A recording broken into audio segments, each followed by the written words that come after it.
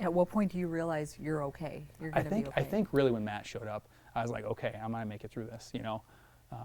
I think it's you still have that apprehension, like, yeah, maybe not. But then time started to slow down or started to not speed up, kind of get back to normal. And then I had that realization, like, okay, people are showing up. It's not just me trying to drag myself across a floor in Casey's. This is people are here to help now. And the paramedics showed up, and firefighters showed up from Coggin area. The chief was there, and like everyone's trying to, what can I do? Because this isn't a normal thing. We don't normally have man down type stuff. So it's kind of very high stress. And I think, and I look back on it like Matt saved my life, man. He saved my life because he just kept talking to me and kept telling me, hey, it's gonna be okay, man. You're gonna be fine. Like that tough love you kind of need. You kind of feel sorry for yourself, because I was definitely like, man, this is it. And he was basically like, nope. He helped me get through it. And then Shelby and Tythe showed up, and they worked with the Center Point ambulance, and Tythe works for, he's on our rescue. He's one of our paramedics. So I knew I was in good hands for both of them, because she's a firefighter now in Cedar Rapids area, but they're both amazing. I've seen them work, and I was like, man, couldn't ask for better people around me. And then one of our paramedics, Brad Campbell, showed up. Same thing, like I wouldn't have asked for anybody else to help me. I mean, everybody would have done the same thing, but like they helped stabilize me. They kept me calm as much as I could. Loaded me up in the ambulance, and we were waiting for life flight to show up, and they eventually put me in the life flight. And I remember they gave me some, I don't even know, ketamine or something to knock me out. And I remember telling people, like, I remember the helicopter ride kind of, but it was like very like neon trip, like I was high on a lot of drugs at the time, and got down to flown down to Iowa City, because the nature of the gunshots, they're Mercy and St. Luke's, rightfully so. Well, they were shipping me down to the university anyway, because that's where the specialists are at. Sent me down there, and at that point the drugs were wearing off, and I remember them wheeling me in to do X-rays, and they're like, man, this is gonna hurt. We gotta move. And I could feel them moving my left femur, my left leg around, and I could feel the bone grinding on the bone, and I remember screaming, like, anybody walking by must be like, man, I guess, is that guy dying in there? And I was like screaming, because they have to reset stuff so they can take a good X-ray, and they took X-rays and put me in ICU for a couple days. I was considered non-emergent because they had stopped the bleeding. It's not like there was any internal stuff that was really, other than the broken leg. And there were people ahead of me, and I remember telling the doctors, like, that's fine. Take care. I'm not going anywhere. I'm not going to get up and walk around. Take care of the people that need taken care of first. I'll be fine. A couple days later, they fixed me up, put a rod in me, and then I started the process to getting healing. What was it like seeing your family for the first time after that? It was nice. It was really good. My kids didn't come down, which is good. I didn't see them till I came to, I don't know, actually maybe they're up in the room. But it was good to see my family came over. My family from Illinois came over. My work family came down too. It was just really good to have that whole support system there. Because a lot of times, you have that, like, you're on an island all by yourself. I'm gonna take all this responsibility myself. And at that point, I realized, like, no, this is one. It's not just a me problem. This is all of us. From the deputies who responded all the way to my family, all the way to the employees that were working that night that wanted to be there out doing the manhunt. They couldn't. Like, this is a big deal for everybody. I got so many people that I love so much that they really kept me sane. But it was the nice part was talking to the people involved, the deputies responding, and letting them know, like, there's, because we as cops, we all think, what could I have done differently? What if I would have done this? And I thought that for a while too. And then I started thinking, like, but you can't. That's not how the world works. Nothing was going to change that night. I woke up that morning, I was going to be shot. I just didn't know it yet. That's how it was going to play out. I'm glad it was me. Like I said before, I'm glad it was me and not somebody else. Not selfishly, I don't think anybody else could have handled it, but I'm glad it was me, because we know where I'm at right now. I'd hate to have gone to a funeral for another person, whether it's a deputy or a civilian, because of something that occurred, in my area. But it was nice to be able to talk to my coworkers, and we had critical stress debrief. I'm on our peer support team, so it was nice to, like, I did one of those with the people that were there from the hospital bed at the university. And we're talking to them, like, over the phone, and I got very emotional with it, but trying to explain to people, like, this is nobody's fault. This is one guy's issue. He shot me, it's his fault. It's not my fault. It's not Deputy Omar. It's not Deputy Oldman. It's not the dispatchers. It's nobody's fault. It's this guy's fault. So we don't need to take on his blame. Had you known that he was on the run? I don't recall. I don't think I even knew. All I remember is he shot me and took off. I don't remember until I got down there and they're like. What was it like finding out that he was caught? It was the next morning, I remember, because I was in and out, and Sheriff Gardner called me and he was like, "Hey, Will, I want to be the first one to tell you we caught the guy." And I was like, "Man, that's awesome." Like, it was just like a relief, I had no doubt that they were going to catch him, but like to hear that, because you think, oh, part of me was thinking, like, what if he goes out? Like, he could have gotten away and he could have went to Walker and did the same thing, shot somebody, take his car. I mean, tons of things were going through my head, what he could have done. But to find out, hey, we got him, I'm thinking like, man, this is awesome. One, for my peace of mind, for my family's peace of mind, for my coworkers' peace of mind, it's that ending, kind of that first ending to the story of like, okay, we got the guy that did this. We're not out looking, we're not out wondering, hey, there's a shooting up in someplace else. Is it this guy? We know we got the guy. And then we talk about post-traumatic stress disorder. Do you still feel nervous? How do you approach calls now differently than before? I remember my first day back to patrol after everything. There was a call up near Central City for a domestic involving a firearm. And I was the closest person, and it was out in the country, so it's not like there was anybody. I was the closest person. I was like right there, same thing. I mean, I was 2 streets away, which is not close, but everybody else was like 5-6 minutes away. And I remember driving there, and I got calls and texts from dispatchers, other deputies working, telling me you be careful, like, because this was the first day back, and here it is, me, the person that was involved with, with a shooting, going to a call with a guy with a firearm, thinking like, I'm gonna be there by myself, and I'm thinking like, oh man, I remember like getting super nervous. I remember heart pumping. I'm like, but part of it is you get there and you just like kind of that, we have a thing some people say is when we go to the academy, it's like kind of showtime, like, okay, whatever I got going on, I just got an argument with my kids, but hey, I got a call that I got to go help some on the side of the road. All right, it's gonna be showtime. I focus on like, put your game face on, you forget about everything else, and you show up and you do your job, But I got there, and I remember he was on the ground, somebody was wrestling to the ground already, so I remember running out there and just jumping on his back, put my taser in his back and telling him, don't move, put him in cuffs and looking for the weapon. Could never find the weapon, which was good, but it was definitely like, I remember that apprehension at first when I'm like thinking like, oh man, is this going to be it? This going to be the chance? Is this going to be reversed now? Am I going to get to drop my firearm? Am I going to shoot somebody tonight? Am I going to get shot my first day back? Like there was like I said, 10 different scenarios running through my head. But when I got on scene, I think a lot of it is the training experience takes over, and you're just like, whatever's going to happen is going to happen. And I still get, kind of that apprehension. I think, like I said, anyone who doesn't have some sort of small fear in the back of their head is either lying to you or has problems, because I should have fear. I remember I was downtown Cedar Rapids one night. They were dealing with something, and there was on First Avenue. There's a gas station that we had an open door alarm, and it was myself and Marion officers were helping cover Cedar Rapids because they were dealing with something else. So I remember I got on scene, and it was a gas station, an alarm going off with an open door, nobody around, and I'm thinking like, oh man, I've had bad luck with gas stations. So I remember like waiting for them to show up, and I was like, okay, let's do this, guys, And they're like, you all right? I'm like, I got to be all right, I mean, I got to be all right because I'm their backup. They're my backup. I remember I was a little apprehensive of that too, thinking like, am I going to walk in here and find a guy with a gun? Am I going to find somebody fell down? Turned out it was nothing. The door just wasn't secured, but you still have that apprehension of, I got to go to every call thinking the worst. Okay, I'm going to get there on the scene of this unknown accident. I'm going to get there and there's just going to be 10 cars and, a school bus, something like that. And you get there and you're like, oh, it's nothing, great. But you still got to be in that mindset of like, this could be really bad. And then you get that adrenaline dump and your body starts like, you start calming down.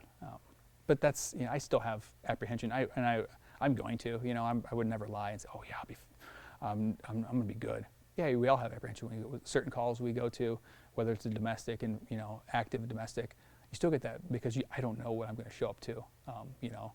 Same thing when I walk into a gas station like this night. My first step can't be walk in, point my gun and shoot somebody just because, well, he's right there. I don't know if he had a gun. We're very reactive in law enforcement, kind of, I can't shoot somebody just because he's robbing the place. Now, if I walk in there and he's got his gun out and point at somebody, then obviously we take steps to bring the level of force equal to what they're at. But, you know, I mean, he knew he was going to shoot me that night. And I had to wait for him to make the first move, basically, you know, because like I said, I can't just walk in there and see a guy with the bag and just, you know, shoot him twice. That wouldn't be how we do it, you know. Anybody who tells you that's the way they should do it, I mean, I'm breaking the law right there. You know, I'm just murdering somebody in cold blood. You know, we gotta wait.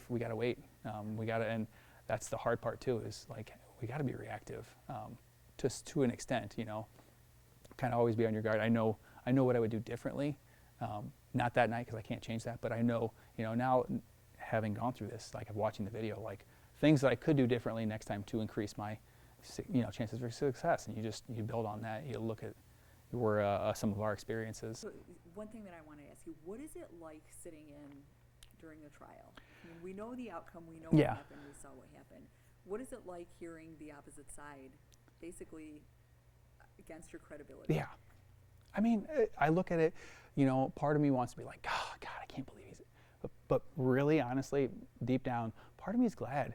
I want him to have the defense. I want him to have the best defense he can have, because then later on he can't say they picked on me because I shot a cop, because I was black, because I was white, because I was Mexican, because I was Asian, whatever. He can't say that. We gave him the best defense he could get, you know, within the means that he was given. He can't say we picked on him, you know. I look at the public defender. He's doing his job too. It's not his job to agree. He doesn't have to, you know, they don't have to agree with what the person did. But their job is to be a lawyer, and part of being a lawyer is, you know, sometimes doing things you don't want to do. Same with being a cop. Sometimes I don't want to have to arrest somebody, but I have to, because that's what I got to do. That's my job, you know. But to listen to it, sometimes you're just like, oh man, he says this, he says that, no problem, you know. You know, to hear, you know, him, like I said, have expert witnesses and say, you know, that my eyewitness identification could have been wrong. Yeah, I mean, it could have been, but it wasn't, because I know what I saw, you know. If like Nick Maybank said, you know, if you walked in this courtroom and you saw the wrong guy sitting there, what would you do? I mean, I tell you right now, I'd be like, that's not the guy. Like, that's not the guy, you know. But that was the guy. So, you know, I'm glad he got the defense that he deserved. You know, then one less thing for him to come back on appeal and say, you know, look, my attorney was just in there drawing doodles and not doing anything. Yeah, I'm glad he had a good defense, you know. He made a comment to you, and yeah. What was that like? I mean, your wife was sitting right there. Yeah, I think it's him trying to have the last word, because I remember when they were having their closing statements. I remember I locked eyes with him for about 30 seconds, and I mean, I've been told he's been mean mugging people and trying to stare people down, and you know, like I said before, he doesn't mean a thing to me. He's nothing to me. He's a speed bump in my life.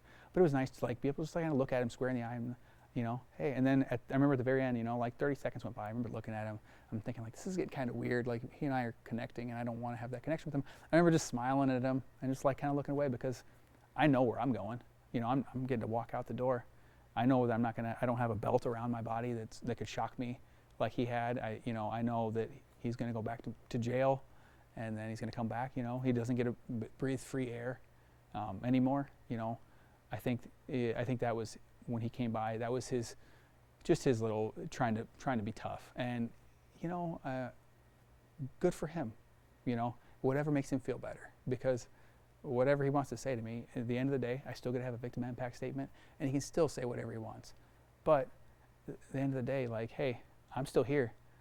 You know, a lot of my feeling, and it might be kind of petty, like, hey, you had one job to do. You know, you were trying to kill somebody. You want to get away, and you couldn't do that. You know, you could have shot me, yeah, but you didn't. So, like, him saying that at this point, it's kind of an empty threat, because it's not like he didn't have the option. It's like he was running away. He could have shot me, but he didn't want to at the time. So whatever his reason was, maybe he is a nice guy at heart, and he's had a bad day, or maybe he realized, oh, I messed up big, or maybe he's just like, I want to get out of here. Don't know. You know, I hope when he goes to prison, that people treat him like I told them when they were bringing him to our jail. I was like, I want him treated like anybody else. I want him treated like the guy in for public intoxication or domestic abuse. I want him treated like anybody else. I don't want him to have any special. I don't want him to feel special because he's not special. I'm not special. Why should he feel special? Why should he feel like he's being singled out? You know, he gets special stuff. Why should he feel like anything? You know, I had plenty of inmates in the Linn County Jail that sent me cards and stuff, which is, you know, like it's very surreal to like get cards from people that are federal inmates that are convicted, that are going away for probably the rest of their lives, or guys that, you know, hey man, we're so sorry this happened to you. And I remember I've still gone back there and they're talking to me like, hey man, I'm so sorry this happened to you. You know, like I wasn't a guard, I wasn't that, you know, that authority figure. I was Will to them. You know, I was just, you know, or I was TI, whatever they want to call me. I was just a person to them because I treat them the same way. And if I had to deal with Stanley in the jail, I would treat him the same way. You know, we couldn't deal with each other because of what's going on. It probably wouldn't be the best thing for him or I, just for the case. But I still want him treated. Don't treat him any different. I want him treated like anybody else. If he apologized to you right now, how would you take it? I mean, apology accepted. You know, it doesn't change it. It doesn't change anything that happened. But you know, I hope he when he does his time, you know, and I'm sure he's going to do some time. I mean, he's got a mandatory 25 for attempted murder of a police officer, so he's going to have to at least do 25 years in prison. You know, I hope he can better himself. You know, I mean, he can look at himself and say, hey, I had a bad day. You know, I had a bad day too. You know, but just moving forward, you know, like don't hold on to that hate. You know, like if he wants to, that's on him. I can't change his life for him. You know. What's this done to your family, you and your family? How does it change things? It's tough. You know, it's tough going away to work every day. You know, I think it's really been tough on my family. But you know, they know that this is something I love, so I think that's the best part about it. You know, I mean, I still get to go out there and help people. You know, I remember, you know, just my youngest doesn't really get what's going on. She's, you know, young, so I think growing up it'll be nice to kind of have something to look back on and be like, hey, look, you know, this is what happened to Dad.